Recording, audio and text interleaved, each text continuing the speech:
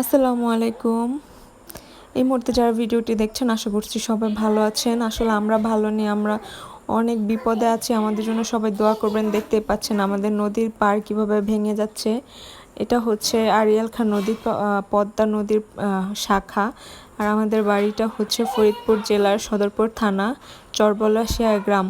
তো আমাদের বাসাটা একদম নদীর পাড়েই। বাসা থেকে নদীর পাড় যেতে 5 থেকে 6 মিনিট সময় লাগে। তো যেই পরিমাণের ভাঙতেছে, এই পরিমাণে যদি ভাঙা কন্টিনিউ করতে থাকে তাহলে আসলে দিনে রাতের মধ্যে আশেপাশে যে বাড়িঘর আছে এগুলো ভেঙে সরাই যাইতে হবে তাদেরকে। আপনারা কিন্তু নিজের চোখে দেখতেছেন যে কি পরিমাণের ভাঙতেছে। মানে একটা পাড়ের উপরে দাঁড়ায় থাকি সেটাই ফাটল ধরে। আমরা এখানে গিয়ে জাস্ট 2 থেকে 3 মিনিট একটা পাড়ে দাঁড়াইতে পারতেছিলাম না।